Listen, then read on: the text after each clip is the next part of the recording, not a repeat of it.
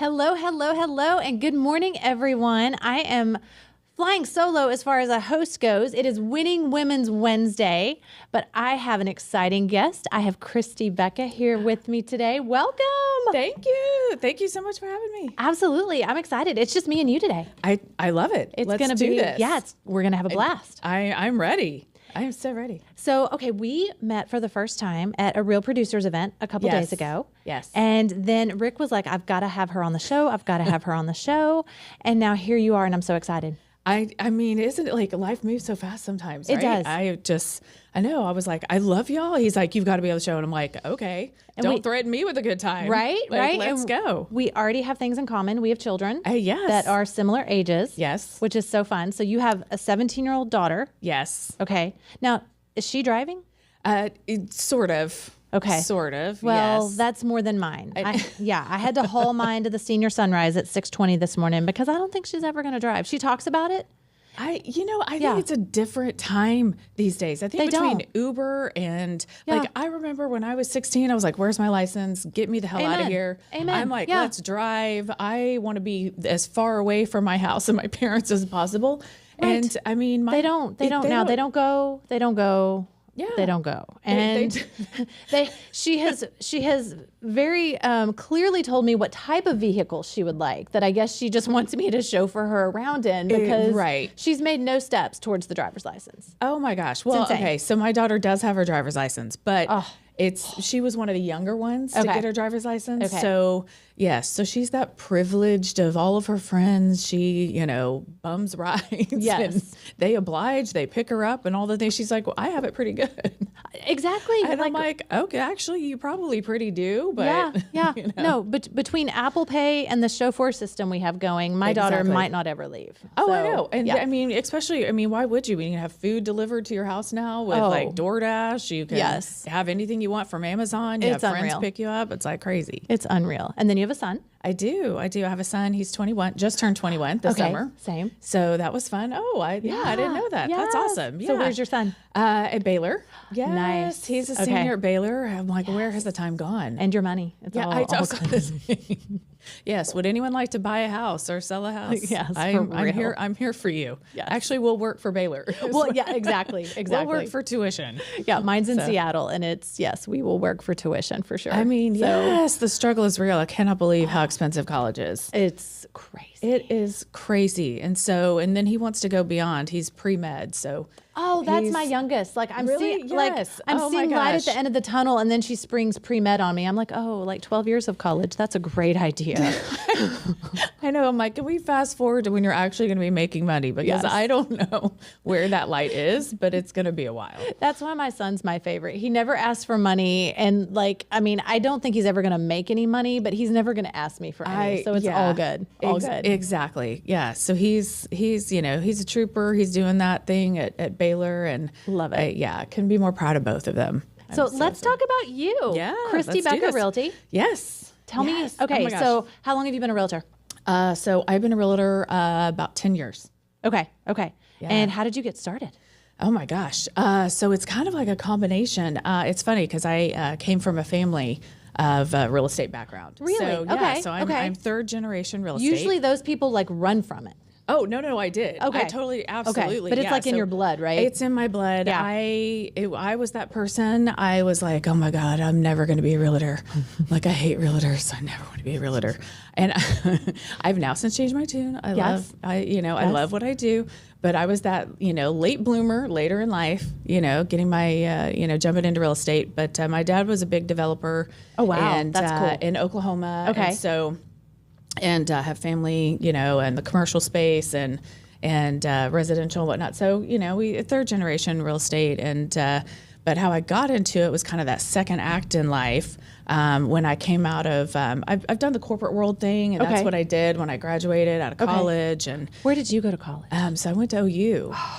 I went to OU. Boomer. Yeah. I know. So my oldest daughter is an OU graduate. Really? Oh my gosh. See, we have so much in common, people. Like, this is amazing. It's so fun. It is a source of contention, though, because she could have gone to UT. Oh, I know. And I'm I know. really? Never mind, the tuition is so much more if you're out of state. But exactly. But Matthew McConaughey, you didn't want to go to school with him? Because I would have attended that class. See, absolutely. Yeah. I'm like, can I be there? Absolutely. I would have gone to school just for that. But yeah, so she was an OU girl. So I love that. Oh my God. Okay, now I have to ask the sorority thing. Was she in a sorority? No. She was a theater student. Yes. Okay. Yes. So she was smart. Yeah. She was smart. Well, I don't know, but yeah, she's working in New York, living her best life. So it's all good. Oh, so, good for her. Yeah, it's fun. It's fun. Oh my gosh. She is a costume designer. Oh, see that? Okay. Yeah. So behind the scenes, she loves it. Oh, I love that. I love it. Yeah. So my daughter wants to go to OU. So, and I told her, I was like, listen, there are plenty of other schools, because that's where I went, obviously. Yeah. And so I was like, listen, it was a great school. There are plenty. Yeah, it's a wonderful school. I was like, listen, there are plenty of other, great schools you can go to. She's like, no, because I didn't want her to think that she, right. Because I talk about OU and I'm like, it's such a great school. I don't want her to go to feel obligated. Yeah. And so she's like, well, but, actually a lot of people, since I live in Flower Mound, a lot of people, I guess a lot of kids from Texas, they either go to Arkansas or OU or UT or some sort alumni of Texas school. Here, and an incredibly large alumni in New York City, which was interesting. I guess they all wanted to get out of Oklahoma, so they went as far opposite as they could. Which is what I was like, get me away from my parents. Get me out of here. Yes. Get me out of here. So I went to OU and then got out of Oklahoma as fast as I could.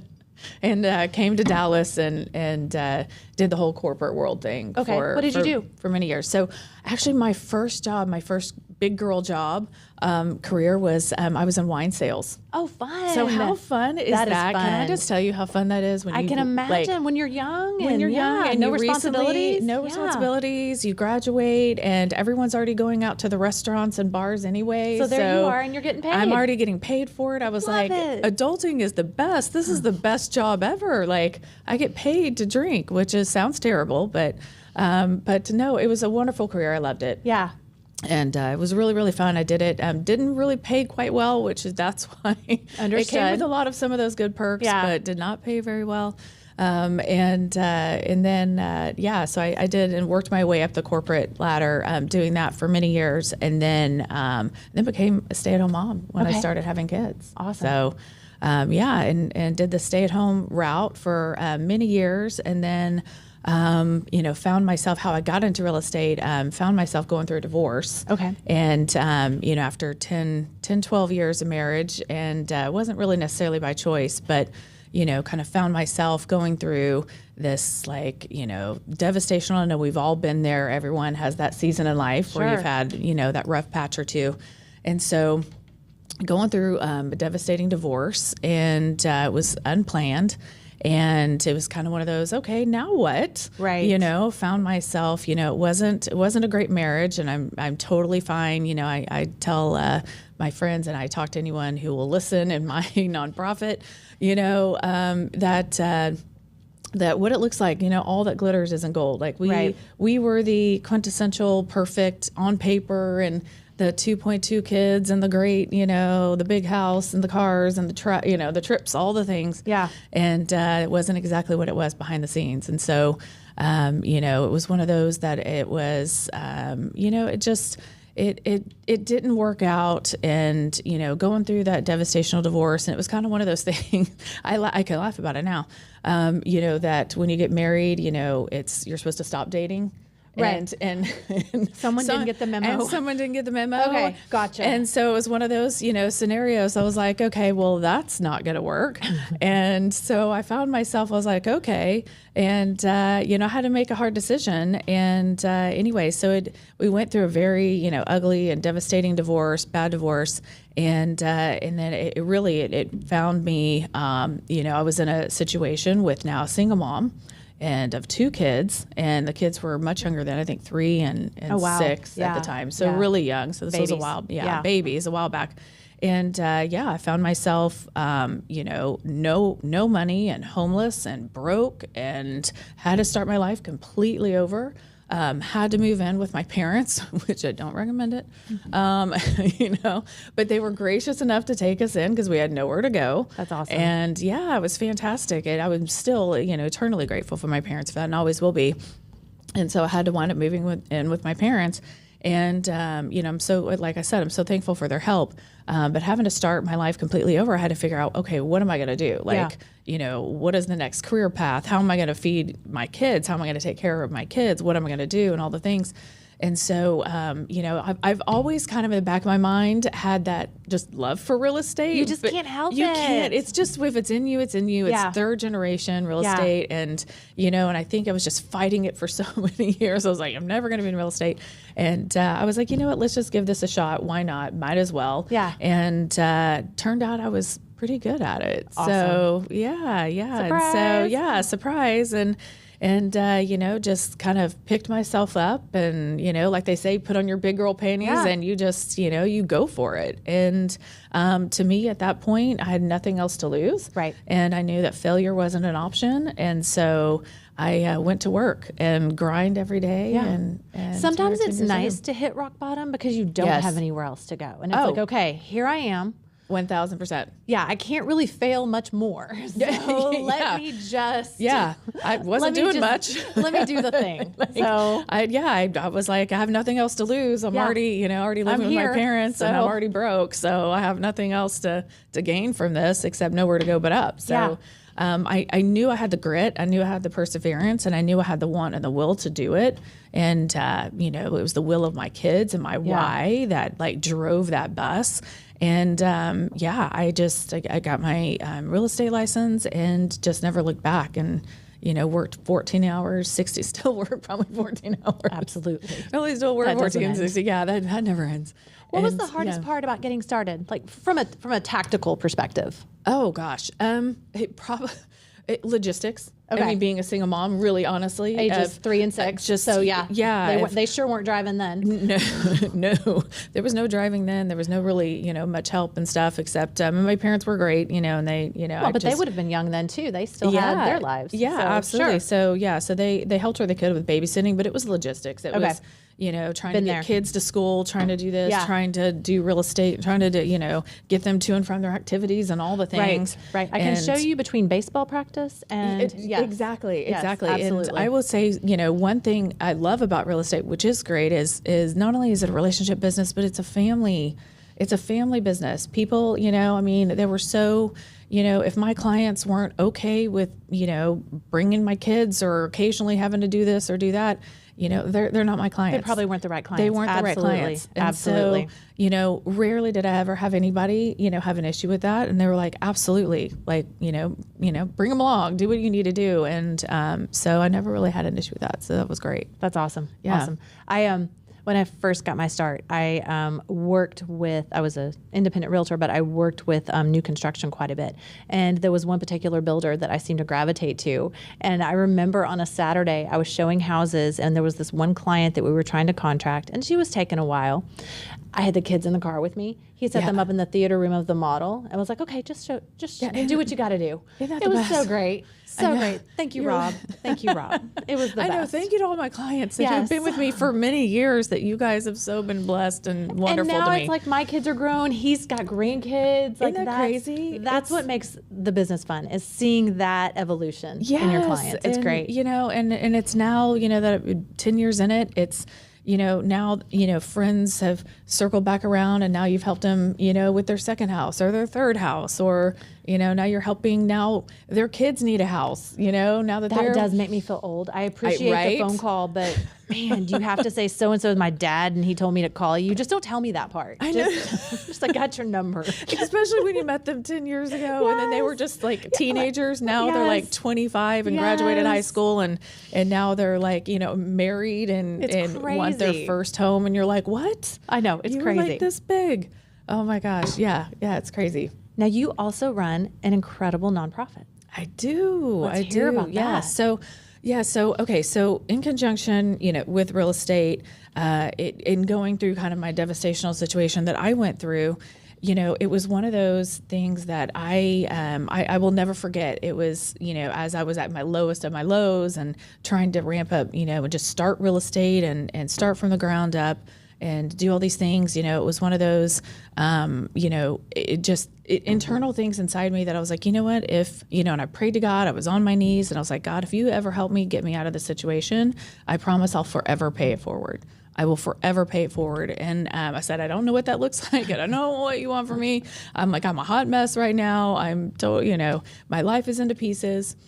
Love that commitment though. Yeah, and that faith. Yeah, absolutely. And it was one of those things that, you know, of course, now looking back 10 years later, that I'm like, my life wasn't falling into pieces. It was really falling into place. Yeah. And so I was like, okay, you had this all along. I was like, thank you, God, you got this, as always. But yeah, it was in conjunction, parallel with my real estate business. I started a nonprofit. So of empowering women and empowering women business owners. And it didn't start off. I started. It's called Flower Mound Women in Business. Okay. And we are now officially a 501c3, but we didn't start as a 501c3. We started back in 2015 in parallel with my real estate business. That I was like, okay.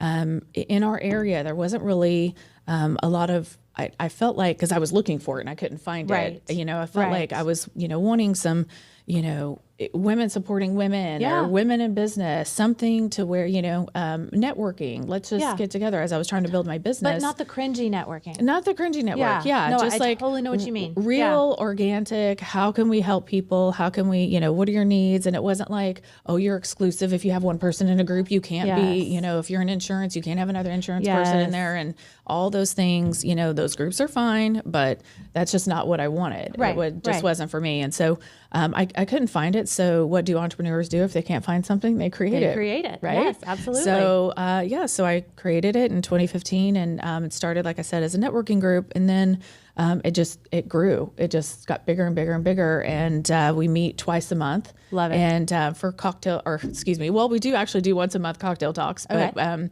we do in the mornings. We have you know, the first and third Thursdays of every month. Okay. We do this thing called coffee talks, and so Love that. So we get together and we meet for about an hour and a half.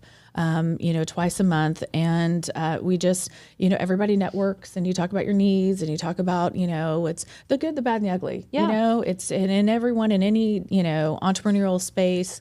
We've got doctors, lawyers, you know, insurance. We have other real estate agents in there. Sure. We have, you know, bakers, you know, restaurateurs, you name it. We have just a plethora of, you know, women-owned businesses, you know, just coming together to help and inspire each other. And, love that. You know, it's been my greatest passion. I absolutely love it. I feel like it feeds more, you know, it feeds, always. You know, I absolutely. get more out of it than, you know, I'm glad to hear that, you know, a lot of women, you know, get something out of it, and it's great. And it's a really, you know, positive, you know, thing for people to come and do. And it's just, you know, we get feedback if it's the highlight of their week and they love it and they feel inspired. And we just try to really empower each other and connect women. You know, our tagline is empower women, connect women business owners, and impact our community. So, but yeah, we it's been going now for 10 years, and we're now over like 8,000 people. Oh my gosh. In our group. And it's just, it's insane. And we've been all over, you know, ABC, NBC, CBS, and all the, you know, we're very blessed. We've been blessed to, you know, be featured in a lot of local and national, you know, publications. But our main mission is really to pour into women and empower women business owners. And we do that through like workshops. We have workshops. We've got business builders. We bring in guest speakers who come in and, you know, talk about anywhere from like taxes and building business plans and marketing and how to scale a business and all those things, all those real world things that we need. Right. But at the same time, since we are a 501c3, we also give away business advancement grants. And they're called. That's incredible. Yes. So it's called the BAG. We're like, grab a bag. And the BAG stands for Business Advancement Grant. And so we give grants to women, like myself years ago, which is one of the reasons why I started this, for women coming out of devastational situations.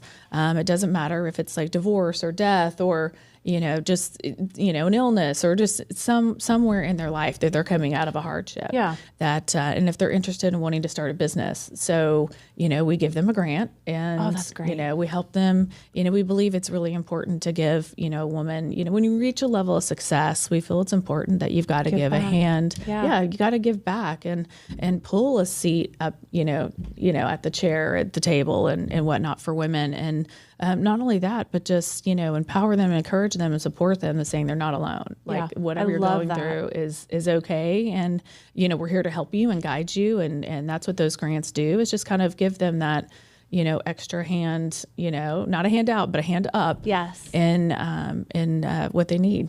So. Something I tell my girls is, if you're the smartest person in the room, you're in the wrong room.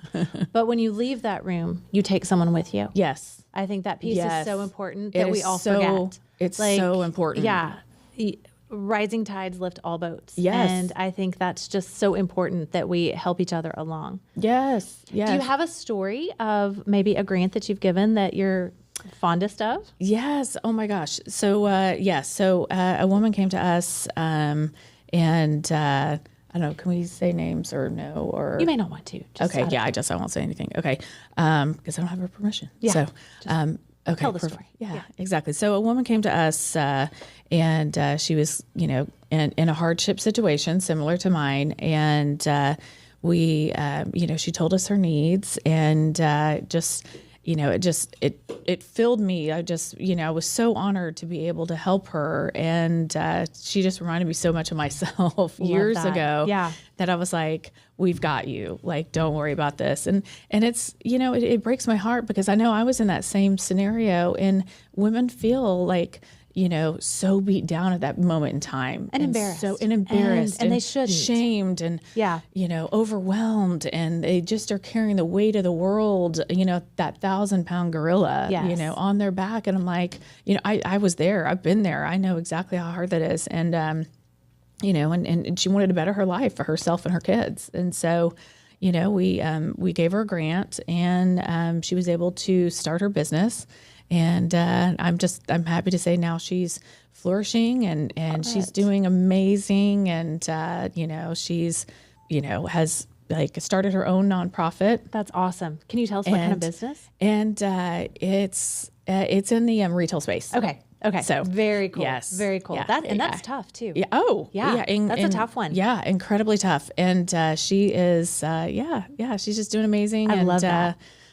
We're just, so proud of her and all the grant recipients that we've been able to help. And we have another one who has gone on to for her nonprofit is called Book Drive for Kids.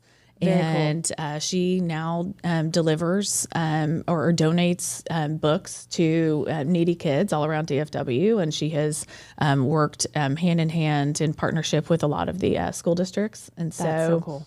Yeah. So it's great. And our grant helped her, start. Yeah. Like, she still contributes. She's like, if it wasn't for you guys, we wouldn't have been able to do what we do.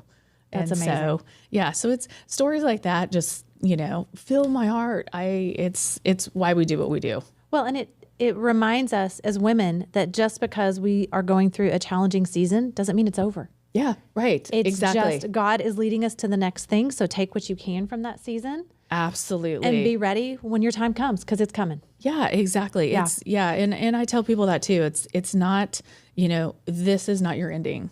No. It's not your ending. It's just a new beginning. And it's never too late. It is never too late. We have people in our group that come who are 80 years old. Oh my goodness. I love that. I love them. They're grandmas. There's some great grandmas, we have age range anywhere from in your 20s to, to sky's the limit. It takes all kinds. It takes all kinds. It does. In all industries. Yes. And, all backgrounds. And, we just encourage people to show up. We say, come as you are. Yeah. And we'll help, we'll take it from there. Love that. So you've accomplished so much in the last 9-10 years. Oh, so much. You. You're my favorite person today. Thank you. Hey, I love that. I don't hear that very often, especially in the mornings. I was about to say, especially with kids. It's usually, we gotta go. Yes. Let's go. What are you the most proud of? Oh gosh. That's going to be hard to answer. Yeah, that is so hard. I think the impact the impact that money comes and goes. Yeah. People come and go and the things, but it's really the impact that we're making, not only in the nonprofit, but also, in the real estate space of being able to, that never gets old, being able to help people. And, whether it's finding, their dream home or, helping a single mom buy their first house, post-divorce. And, there's something empowering, with, and that's one thing that's really near and dear to my heart is, especially that single mom who can get in a house and, that they don't think it's possible, that they can't ever do it. They can't overcome. And, and it's like, no, you did it. Like you did it. And, I think the greatest, empowerment, I think, for a woman is being financially independent. For sure. And having that, self-confidence, especially coming when you hit rock bottom, having that. And I don't know, and I guess I'll say this for myself, and definitely since I haven't been in your situation, it may be different, but the empowerment isn't so much for myself.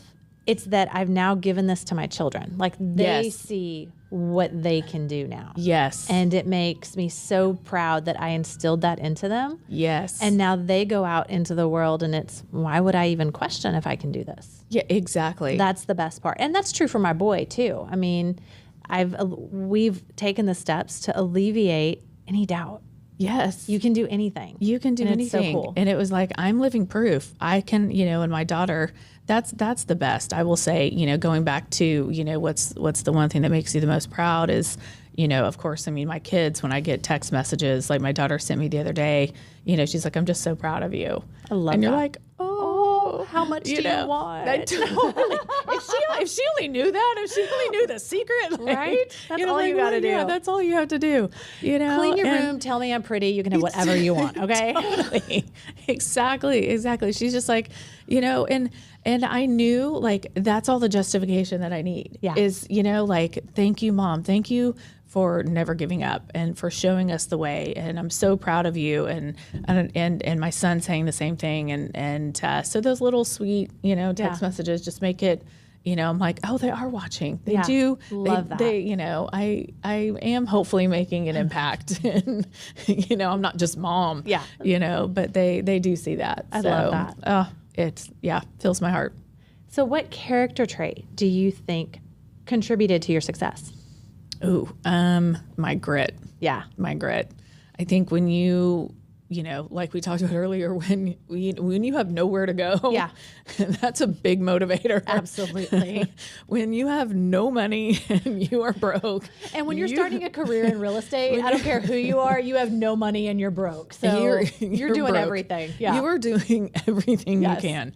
And, and it was, when I have kids and they have to eat and I have to provide for them now and figure out what I'm going to do and all the things, it's that grit. It was that perseverance that it was like, failure's not an option here. So it's like, I'm broke. And like, let's go. Here we are. We're going to an open house, kids. Yeah, exactly. Mom's working again. Yes, I am. You guys like to eat, don't you? You like to, you want to have a house, right? So I'm like, we're not living with Gigi and Grandpa forever. No. So we have to move on. What was that like when you moved into your first home? Oh my gosh. Oh, I cried. I cried like a baby. And it was one of those things. It was funny because you help all these people, when I was in real estate or kind of starting my career and I had to live with my parents for, what was it? Like 2 years, I think 3 years, something like that. And, I was helping other people move into their houses. And it was just one of those things that it just, to myself in the back of my mind, I was like, oh, I'm so happy for them. But it was one day, one day I want this to be me. I want this to be me. And when that time came and it was just, when you just, first of all, you're scared as hell when you're signing all the documents even and you're like, even though a realtor. Yes. Totally. Yes. You're like, I feel you now. All the buyers and sellers, I feel you. And I think every agent needs to go through cycles of buying and selling themselves. So they get that, they're reminded how stressful it is. But it was just, but signing it by myself was the most empowering thing I could have ever done. And when they gave me the keys and all the things, and I drove up to the house for the first time, and it was just like, oh, to tears, Oh my but goodness. it was a moment of like, I made it. I did it. like I did it, and all the naysayers, and you have people in your circles, or on the outside of your circles that are like doubting you and, oh, she can't do it, or can she do it? Or, oh my gosh, she's been through so much and what a hot mess and all the things. And, all that does is it just fueled, it fueled my fire. I was like, hold my beer, watch this. I'm going to get this done. And, we did it. And it was the most empowering thing. And ever since then, it's been, how can I help other people? How can I do this? I love that. Yeah. So I guess I have to ask, yes. How are you doing with all the changes? Oh God. I'm kind of tired of asking about it, but I feel like, how much time do we have? I know.